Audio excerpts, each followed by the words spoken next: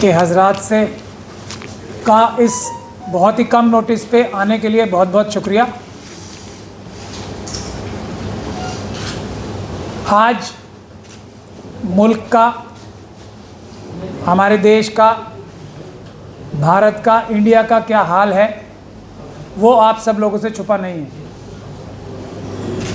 Schedule caste, schedule tribe और दूसरी अक़लियतें जितना परेशान हैं उससे ज़्यादा नहीं तो कहीं कम भी मुस्लिम कम्युनिटी परेशान नहीं है। मॉब लिंचिंग और हर तरीके की मॉब लिंचिंग, इंस्टीट्यूशनल मर्डर्स, हर तरह के इंस्टीट्यूशनल मर्डर्स, मुसलमानों के साथ आइडेंटिफाई करके उनकी मजहबी आज़ादी पर ही नहीं, उनकी रोज़मर्रा की ज़िंदगी पर भी हमला किया जा रहा है। हिजाब पहनने पर, खान पान पर और झूठे बहतान लगा के लव जिहाद जैसे, गौ रक्षा जैसे, कपड़े पहनने जैसे, दाढ़ी रखने के लिए, हिजाब पहनने के लिए गर्ज ये है कि कोई ना कोई बहाना बना के मुस्लिम कम्युनिटी को निशाना बनाया जा रहा है। और ये पहले भी होता था, इसमें कोई शक और शुबे की गुंजाइश नहीं है, लेकिन एक छुपे हुए तरीके से। वो कहते हैं ना कि धीरे धीरे काटा जाता था, लेकिन पिछले ऑलमोस्ट 10 सालों से ये खुलेआम हो गया। आइडेंटिफाई कर करके, चुन चुन के मुस्लिम कम्युनिटी के लिए कोई ना कोई बहाना ढूंढ के उनको परेशान और तंग किया जा रहा है।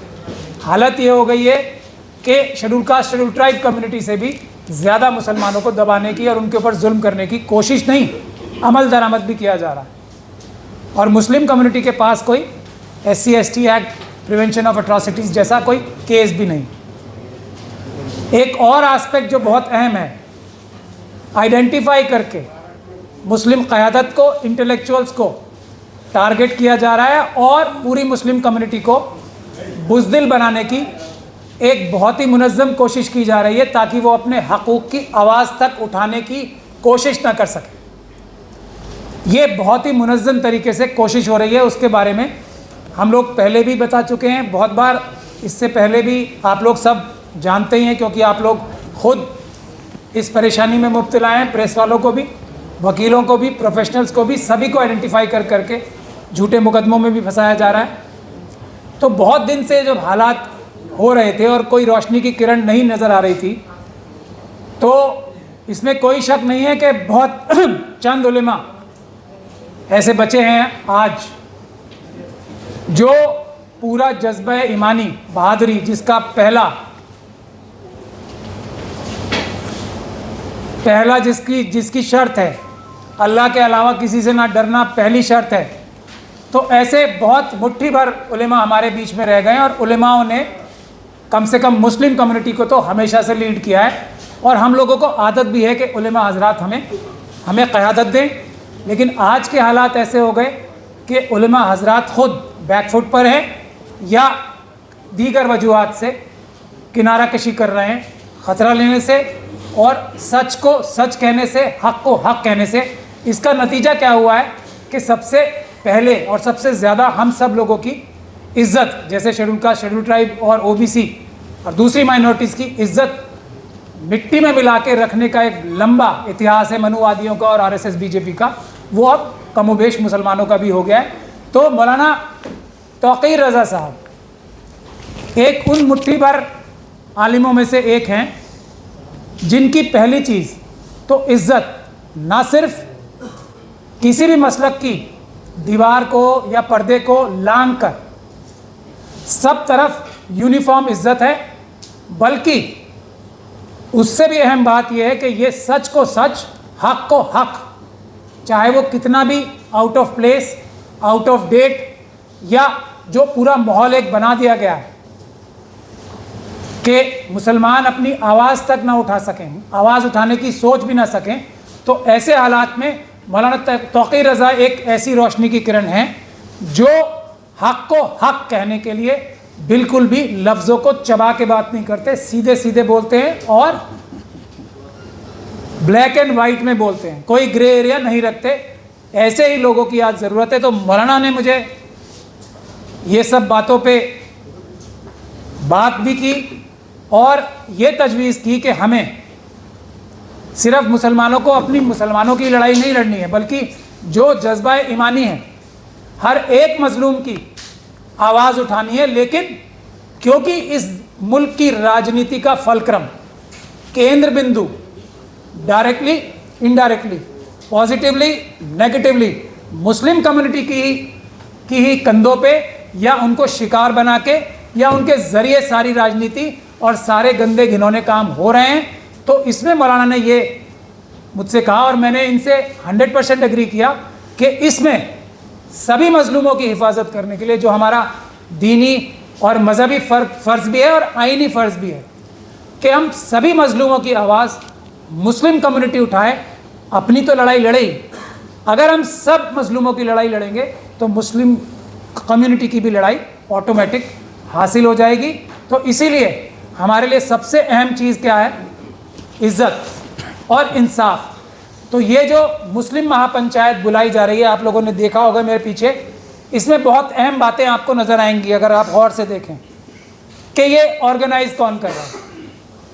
We the people of India का 15% हिस्सा, यानी कि we the people of India का 15% हिस्सा, यानी कि वी द इंडियन मुस्लिम्स कर रहे हैं, यानी कि we the people of India कर रहा है। एक बात यह है, हम भारत के मुसलमान 15%, अगर सेंसस के हिसाब से भी चला जाए जो ऑफिशियल रिकॉर्ड है, 15% हम भारत के लोग, हम भारत के मुसलमान हैं। तो ये भारत के मुसलमान अपने साथ सभी मजलूमों की लड़ाई, जिसमें सिरे फहरिस्त schedule caste, schedule tribe, OBC और मुस्लिम, सिख, क्रिश्चियन, बौद्ध भी हैं, उनकी लड़ाई और आवाज़ का ऐलान करने के लिए, रोशनी की एक किरण दिखाने के लिए आज जो पूरी मुस्लिम कम्युनिटी में ख़ास तौर पर एक बेबसी का आलम है, एक नाउमीदी का आलम है जो कि हराम है, वैसा जो आलम और माहौल बन गया है। पब्लिक, मेरा बार बार ये कहना है कि हमारे कायद भले ही लफ्ज़ों को चबा रहे हों, जो हमारी आवाम है, ख़ास तौर पे हमारी ख़वातीन जो है, उन्होंने CA/NRC का प्रोटेस्ट करके पूरी दुनिया को मिसाल दिखाई है कि मुस्लिम कम्युनिटी वो कम्युनिटी है जो अपनी ही नहीं बाकी सब की भी लड़ाई संविधानिक तरीके से, बहुत ज़रूरी और अहम बात है, संविधानिक और कानूनी तरीके से और शांतिपूर्ण ढंग से लड़के जीत सकती है। तो ये मिसाल जो हमारी ख़वातीन ने CA/NRC के प्रोटेस्ट में आईनी, शांतिपूर्ण, बिल्कुल अमन और अमान से, जबकि हर तरह का हमला हुआ उनके ऊपर, ये जो मिसाल कायम की है, उसको हम आगे ले जाते हुए ये महापंचायत बुलाई जा रही है, जिसमें मुस्लिम कम्युनिटी ही हम भारत के लोग की तरह, हम भारत के मुसलमान सभी मजलूमों की हिफाजत के लिए ऐलान करेंगे कि हम एक बड़ी तहरीक लॉन्च करेंगे सबकी इज्जत, सबके इंसाफ के लिए, आईनी, कानूनी और शांतिपूर्ण अमन व अमान के साथ। इसी के लिए ऐलान हो रहा है और मैं आप गुजारिश करूंगा मौलाना से कि वो भी हमें रास्ता दिखाएं इसमें और क़यादत लें, क्योंकि मुझे पूरी उम्मीद है जैसे ही मुट्ठी भर लोग आगे बढ़ेंगे, मुझे पूरी उम्मीद है कि दीगर उलेमा भी हमारे साथ आएंगे, आना भी चाहते हैं, बहुत जल्दी आएंगे, पूरी आवाम भी आएगी और हर तरह की मुस्लिम प्रोफेशनल लीडरशिप, सोशल लीडरशिप और पॉलिटिकल लीडरशिप भी इस तहरीक के साथ जुड़ेगी, क्योंकि ये हर जगह इंसाफ और बराबरी, जो आर्टिकल 14 है ना, पॉलिटिकल पार्टी के अंदर भी मुसलमानों की बराबरी, मुल्क के हर शोबे में, हर वसाइल में मुसलमानों के 15% की हिस्सेदारी प्रैक्टिकल तरीके से लड़के हासिल करे जाने का तरीका सोचने के लिए और उस पर अमल दरामद करने के लिए ही ये जद्दोजहद शुरू हो रही है। मैं मौलाना से गुजारिश करूँगा कि वो हमारा मार्गदर्शन और रहनुमाई करें। इस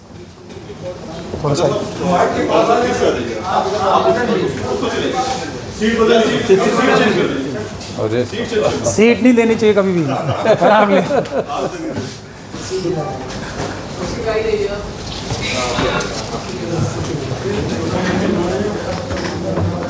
ये सब जेवर लगाने पड़ेंगे, लगा हुआ है, लगे।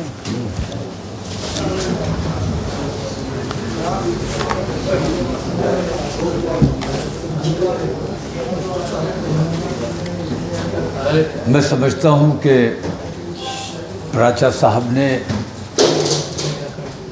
हमारा पूरा मकसद वाज़ह कर दिया है।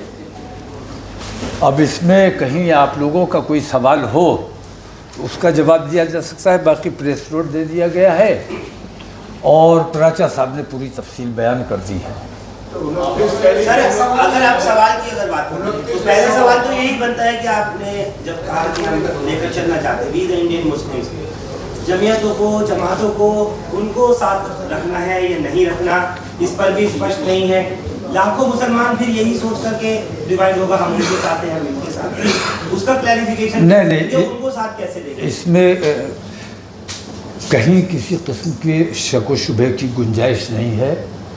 हम किसी फ़िरक़े ख़ास के लिए काम नहीं कर रहे हैं, बल्कि पूरी मिल्लत इस्लामिया के लिए, और उससे भी बढ़ के हम अपने देश के लिए, देश की एकता और अखंडता के लिए, देश में अमन व अमान कायम रखने के लिए, देश में नफ़रतों का जो बाज़ार गर्म है इसको शांत करने के लिए, तो इसको फ़िरक़ों में तकसीम करना या बिरादरियों में तकसीम करना, हमारे इस प्रोग्राम में बिरादरियों से ऊपर उठकर, पार्टियों से ऊपर उठकर और तमाम मसलकों, तमाम बंटवारों से ऊपर उठकर तमाम लोगों को शरीक होना है।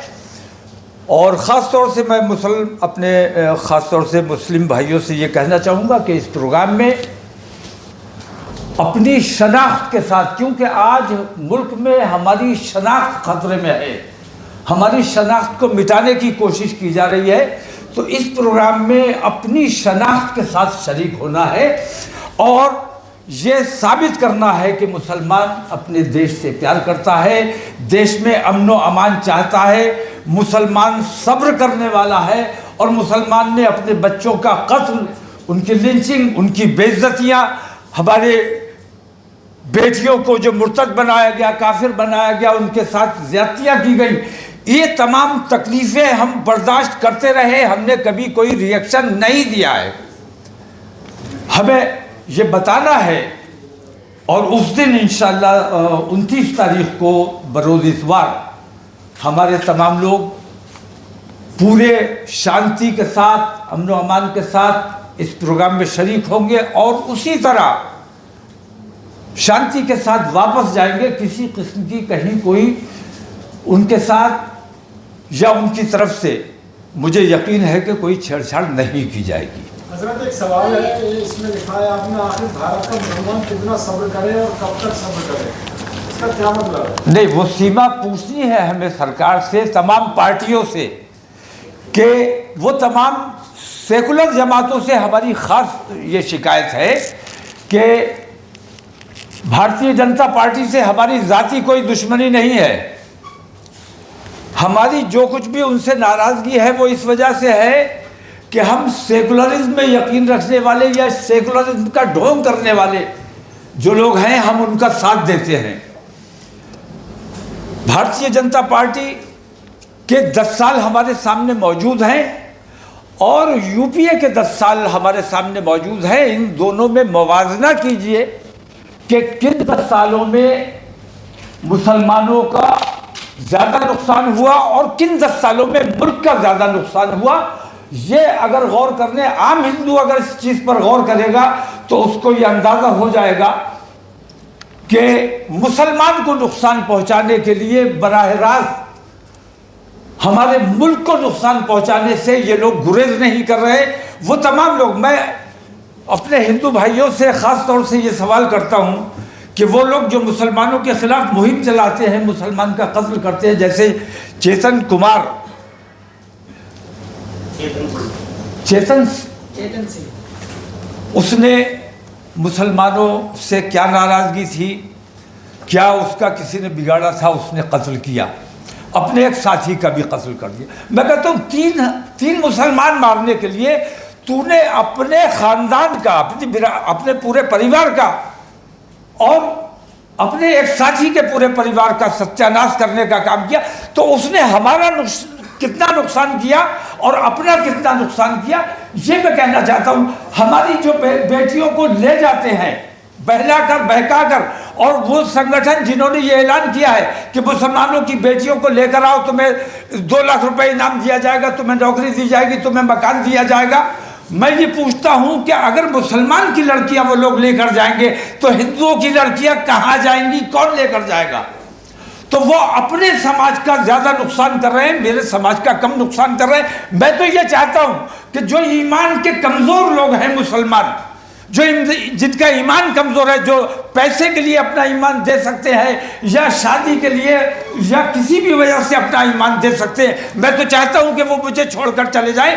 क्योंकि मुसलमान ईमान वालों का और जो पूरे शिद्दत के साथ अपने मजहब पर कायम रहने वाले हैं, हमें उन लोगों की जरूरत है।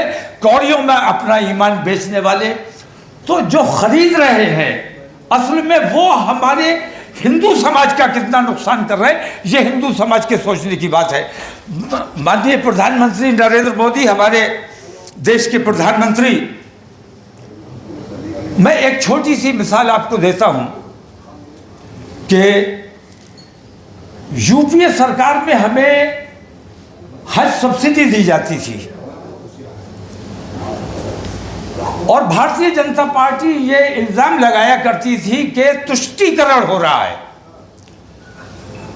भारतीय जनता पार्टी की जब सरकार आई तो उन्होंने हज सब्सिडी बंद कर दी।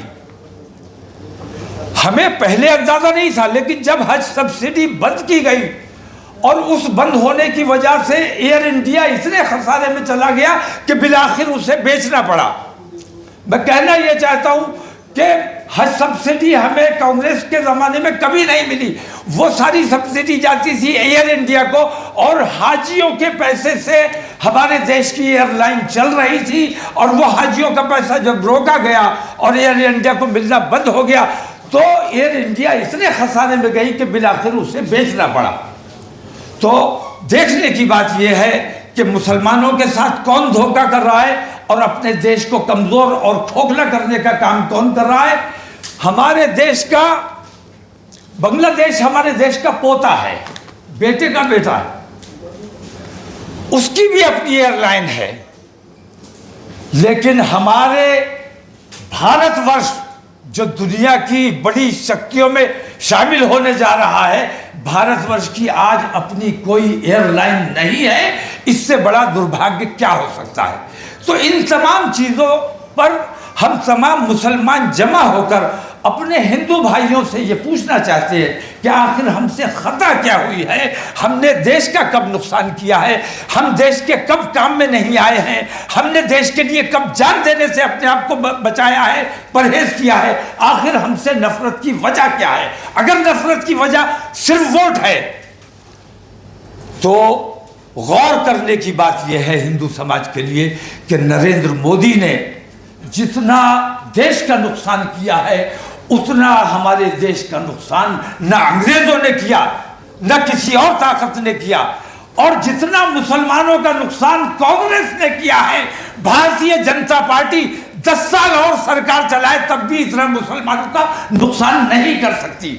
मैं कहना यह चाहता हूं कि हिंदू समाज को बहकाया जा रहा है, उनका फायदा हासिल करने के लिए, ध्रुवीकरण करने के लिए, ये दिखाने के लिए कि मैं कहता हूं मेरा एक भी नुकसान बताइए कि भारतीय जनता पार्टी के दौरे हुकूमत में मेरा क्या नुकसान हुआ है।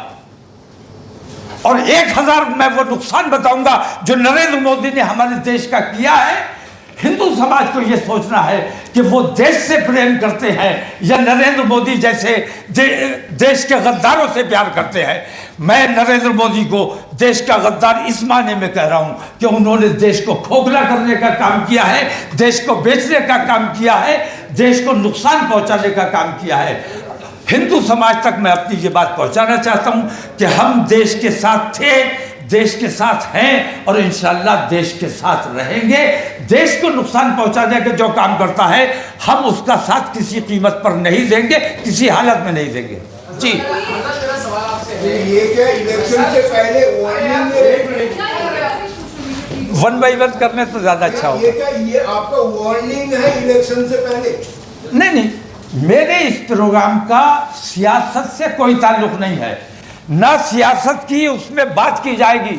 हमें मुस्लिम महापंचायत करनी है कि इन हालात में, जबकि हमारे हिंदू भाइयों को हमारे खिलाफ इतना वरगला दिया गया है सिर्फ सियासी फायदा हासिल करने के लिए, तो हमें अपने हिंदू भाइयों से अमन पूर्वक, शांति पूर्वक उनसे ये सवाल करना है कि हमें बताइए कि आखिर हमारी खता क्या है। सर ये बताइए सर, आप ये बताइए सर, आप तो कह रहे हैं कि हिंदू भाइयों को बरकरार दिया गया है, उसको मतलब सूचित कर दिया गया है।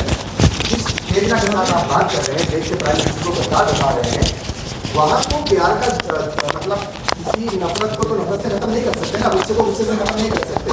तो अगर आप ये रवैया अपनाएंगे तो फिर वो अमन बहाली कैसे होगी? नहीं, हम तो अमन की बात करने के लिए अपने तमाम लोगों को जमा कर रहे हैं।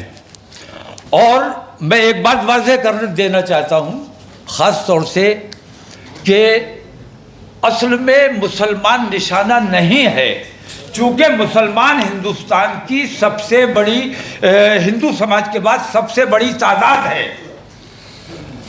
तो उनको नफरत सिखों से भी उतरी ही है, पारसियों से भी उतरी ही है, दलितों से, बैकवर्ड से भी उतरी ही है। ये मनुवादी लोग हैं।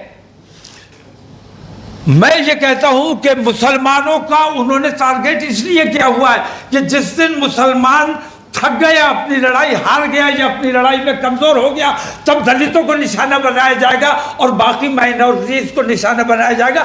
हम तो इन तमाम लोगों की ढाल बने हुए हैं। जिस दिन हम हार गए या हम थक गए, उस दिन नंबर इन लोगों का आना है। तो हम अपने तमाम उन साथियों के साथ उस दिन अपने तमाम मसाइल, अपने देश के तमाम मसाइल, देश में अमन कैसे कायम रहे, देश की तरक्की और देश की खुशहाली कैसे हो, देश की खुशहाली और तरक्की अगर दंगे और फसाद में है तो हम दंगे फसाद के लिए तैयार हैं, कमज़ोर नहीं है। अल्हम्दुलिल्लाह अमन पसंद है, अपने देश से प्यार करते हैं, अपने देश के अमन को नुकसान नहीं पहुंचाना चाहते। अगर आप हिंदू समाज ये कहे कि देश की तरक्की दंगे में है तो हम दंगे के लिए तैयार हैं, लेकिन हमारा मानना यह है कि देश की तरक्की अमन में है, शांति में है, भाईचारे में है। इसका जवाब मैं भी देना, इसका जवाब एक मिनट मैं भी देना चाहूँगा, इसका जवाब मैं भी देना चाहूँगा। रुक जाइए, आपने बहुत अच्छा सवाल पूछा। हम we the Muslims of India, अगर देश और प्रधानमंत्री में से एक को चुनना पड़ेगा तो हम हर बार देश को चुनेंगे, प्रधानमंत्री को नहीं। प्रधानमंत्री एक इंसान होते हैं, वो गलती कर सकते हैं। आज वो बहुत बड़ी गलतियां कर रहे हैं जिससे देश का नुकसान हो रहा है, उसके अंदर हम नहीं जाना चाहते, आपको सबको पता है। और मुसलमानों को निशाना बना के पूरी इस्लामिक वर्ल्ड की जो 57 कंट्रियां हैं, देश का नुकसान करने के लिए उनसे दुश्मनी करा रहे हैं ताकि पाकिस्तान और चाइना को फ़ायदा पहुंच सके। इसलिए तो हमें देश और मोदी जी में से कभी भी चुनना पड़ेगा, किसी भी प्रधानमंत्री के बीच में से, तो हम हमेशा देश का हित चुनेंगे। ये मुसलमानों का ओपन क्लियर स्टैंड है। ये जो महापंचायत है, एक दिन का प्रोग्राम है क्या?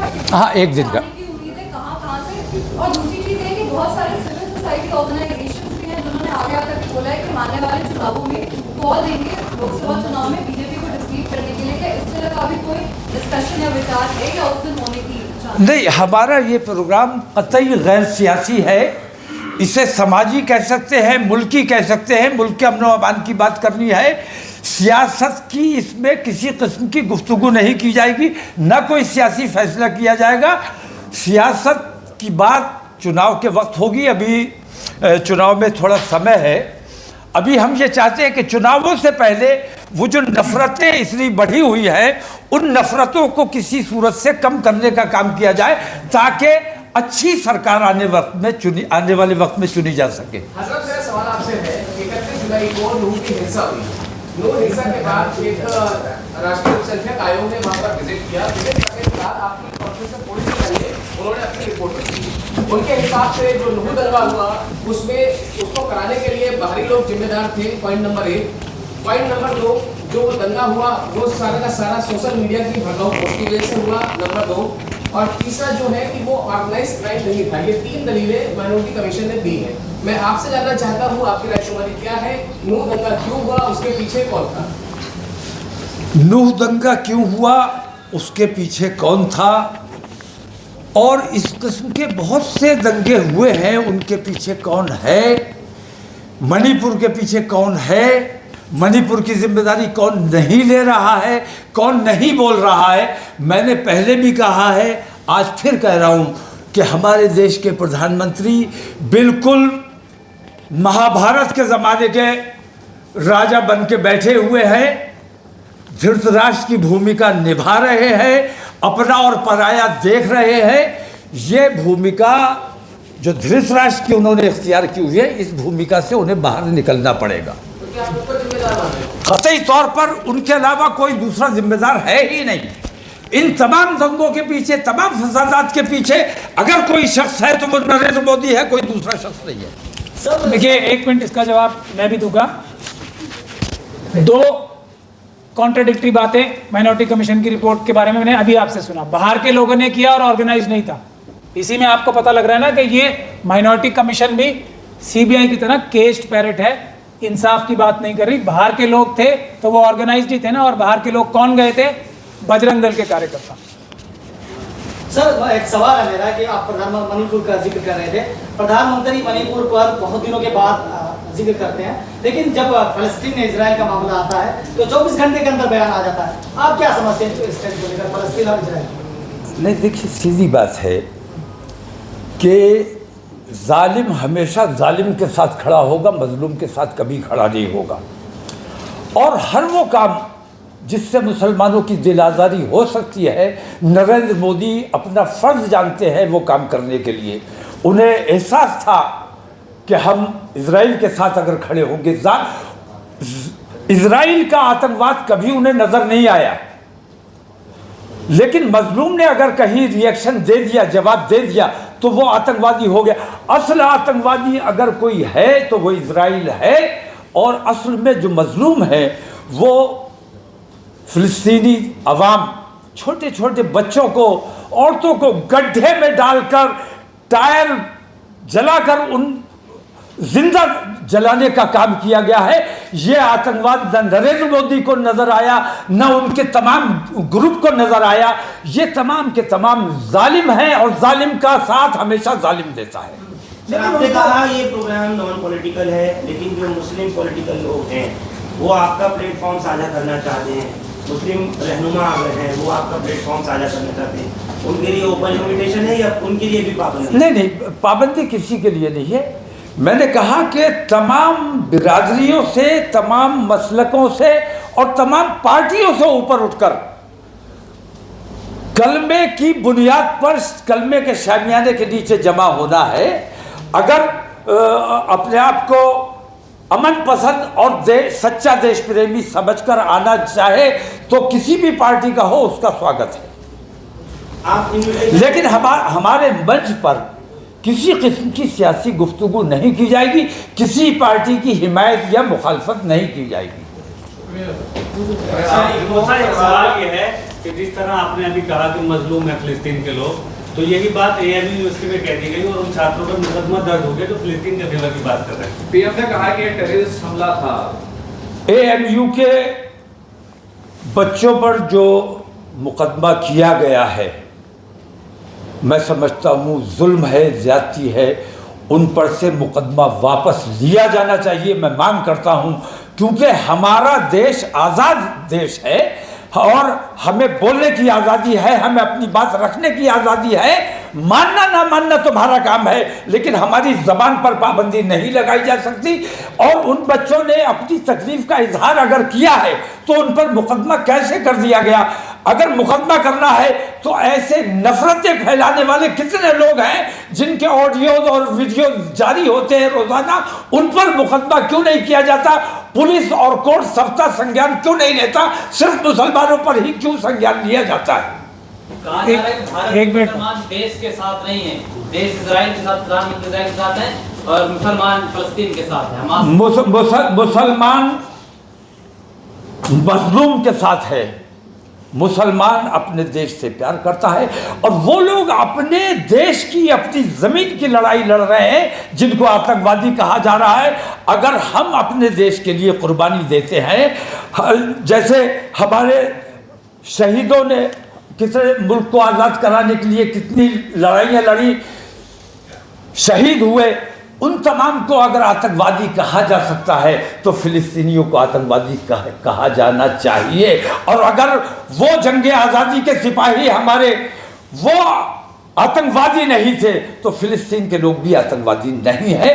उन पर जंग मुसल्लत की गई है, वो शरणार्थी थे जो उनकी ज़मीन पर काबिज हो गए हैं।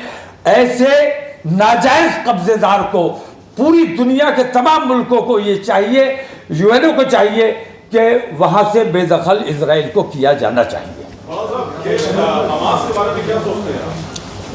हमास के बारे में मैं बताऊं? पहले मैं अपनी अपील और कर लूं जो बाकी रह गई है। एक तो सभी लोगों से, सभी मुस्लिम कम्युनिटी के लोगों से हमारी गुजारिश ये है कि अपने आप चलकर 29 अक्टूबर को रामलीला मैदान में सुबह 10 बजे से आना शुरू करें, क्योंकि हम लोग उस तरीके से कोई पॉलिटिकल पार्टी नहीं है, कोई ऑर्गेनाइज्ड हमारे पास सिस्टम नहीं है। तो हम ये दरख्वास्त करते हैं कि सभी लोग अपने अपने वसाइल से अपना अपना टाइम निकालकर अपने आप 29 तारीख को, अक्टूबर की 29 तारीख को 10 बजे दिल्ली के रामलीला मैदान में ज़्यादा से ज़्यादा तादाद में आए। इसका हम एक पोस्टर भी जल्दी सोशल मीडिया पर जारी करेंगे। हमारी ये भी गुजारिश है कि सभी लोग अपने अपने इलाकों में ये पोस्टर शाया करें और लोगों को अपने लेवल पे ज़्यादा से ज़्यादा तादाद में रामलीला मैदान लाने की कोशिश करें। जो लोग बहादुरी का रास्ता चुनना चाहते हैं वो रामलीला मैदान आए 29 तारीख को। जो लोग इंसाफ का रास्ता चुनना चाहते हैं वो आए 29 तारीख को। जो लोग संविधान का रास्ते से हल निकालना चाहते हैं वो लोग आए 29 तारीख को। जो लोग कानून के रास्ते से, अमन के रास्ते से मुल्क और सभी मजलूमों के लिए इंसाफ चाहते हैं वो लोग आए 29 तारीख को बड़ी से बड़ी तादाद। आप बताइए हमास के बारे में क्या पूछना आपको? हमास पर क्या ख्याल है आपका, ये पूछा था। हमास एक ऐसी ऑर्गेनाइजेशन है जिसको इजराइल सेल्फ गवर्नेंस के तौर पे इजराइल की गवर्नमेंट ज़ायनिस्ट फोर्सेस एक्सेप्ट करती हैं कि वो एक इलेक्टेड गवर्नमेंट है ये गाजा में। और बताइए इसके बारे में जो नरेंद्र मोदी जी ने कहा है कि वो टेररिस्ट ऑर्गेनाइजेशन है, वो शायद उनके जो सलाहकार हैं उनको सही सलाह नहीं दे सकते हैं। अनलॉफुल एक्टिविटीज प्रिवेंशन एक्ट का एक कानून है, उसमें टेररिस्ट ऑर्गेनाइजेशन जो भारत मानता है और जो दुनिया के यूएनओ मानती है उनकी सबकी ज्यादातर की लिस्ट है, उसमें हमास का नाम कहीं नहीं है। तो प्रधानमंत्री जी से इसीलिए हमारी वो है ना कि वो डिग्रियां तो बहुत सारी हैं उनके पास, लेकिन समझ नहीं है उन्हें चीजों को समझने के लिए। हमास के लिए भारत का आज तक का कंसिस्टेंट स्ट्रैटेजिक और फिलिस्तीन के लिए स्ट्रैटेजिक डिसीजन जो आज तक का भारत का रहा है वो रहा है प्रो फिलिस्तीन। नरसिम्हा राव जो आरएसएस द्वारा स्पॉन्सर्ड प्रधानमंत्री थे, उससे पहले राजीव जी के टाइम तक जो इजराइल है उसे भारत देश रिकग्नाइज नहीं करता था, हमारे डिप्लोमेटिक रिलेशंस नहीं थे उनसे। ये भारत की कंसिस्टेंट पॉलिसी रही है। नरेंद्र मोदी जी ने अपने जाती मफाद के लिए, अडानी जी को शायद हाइफा का पोर्ट मिला है अभी बहुत दबाव हो सकता है मोदी जी के ऊपर, इसीलिए हमने कहा ना जब मुसलमानों को मुल्क में से और प्रधानमंत्री के बीच में से चुनना पड़ेगा तो हम हर बार मुल्क चुनेंगे। किसी के भी खिलाफ अगर मुल्क होगा तो हम मुल्क की तरफदारी करेंगे, किसी शख्सियत की तरफदारी ना हमने पहले की है ना आज करेंगे। कितनी भीड़ आपको एक्सपेक्टेड है सर? भीड़ के बाद सबसे पहले मैं एक बात कहना चाहूँगा कि आप लोगों की बहुत बड़ी जिम्मेदारी है। आप लोगों का खोजी मिजाज होना चाहिए, खबर को खोजना चाहिए, तलाश करना चाहिए। नरेंद्र मोदी जी ने जो इजराइल की हिमायत की है, बिना मांगे उनको हिमायत दी है, इसके पीछे बहुत सी वजूहात हैं। एक तो उन्होंने भारतीय जनता पार्टी की रूह को ठेस पहुंचाने का काम किया है। भारतीय जनता पार्टी की रूह मैं मानता हूं कितना संघर्ष किया, कितनी जद्दोजहद की अटल बिहारी वाजपेयी ने, उन्होंने खड़ा किया, उन्होंने मेहनत करके यहाँ तक पहुँचाया। उन्होंने इजराइल की मुखालफत की, फिलिस्तीन की हिमायत की, और इन्होंने भारतीय जनता पार्टी की रूह के खिलाफ ये फैसला लिया। दूसरी बात कि इजराइल का जहाँ तक ताल्लुक़ है, पूरी दुनिया में जहाँ भी मुसलमान बसता है, हमें ये हुक्म है कि अपने मुल्क से मोहब्बत करो। हुब्बुल वतनी जुज़्व ईमान है, और जो अपने मुल्क से मोहब्बत नहीं करता, मैं दावे के साथ कहता हूँ, मेरा मजहब मुझे यह सिखाता है कि जो अपने मुल्क से मोहब्बत नहीं करता वो सच्चा और पक्का मुसलमान नहीं हो सकता। तो हमने कभी अपने मुल्क पर बम नहीं मारा है, हमने कभी आतंकवाद नहीं किया है। मैं हाथ जोड़कर आप लोगों से इतना पूछना चाहता हूं कि वो बम जो 2014 से पहले रोजाना फटा करता था, वो बम आज कहां चला गया? वो बम अब क्यों नहीं फटता है? आप लोगों की ये जिम्मेदारी है कि खबर के पीछे की खबर ढूंढने की कोशिश कीजिए। नरेंद्र मोदी ने जो इजराइल की हिमायत की है, आप जरा इसकी भी खबर लीजिए कि माननीय अडानी जी को इजराइल की सबसे बड़ी बंदरगाह दी गई है, उसके बदले में इनको हिमायत देना पड़ी है। ये आप लोगों के खोजने, आप लोगों के समझने की चीजें हैं। आप लोग अगर सही बात अवाम तक पहुंचाएंगे तो बड़ा एहसान होगा, और अगर मुंह देखी बातें करेंगे तो हम तो अल्लाह वाले लोग हैं। जो सही लगता है, किसी को भी बुरा लगे, जो सही है वो हमें कहना है। अल्लाह ने हमें इसीलिए दिमाग दिया है, इसीलिए ज़ुबान दी है, और मैं ये समझता हूँ कि आप तमाम लोगों को भी जो ताकत दी गई है इसलिए दी गई है कि सच्चाई को आम इंसानों तक पहुँचाएँ। मेरा मुअद्दबाना आपसे ये अपील है कि आप लोग देश को जो सही बातें हैं वो पहुंचाने की कोशिश कीजिए।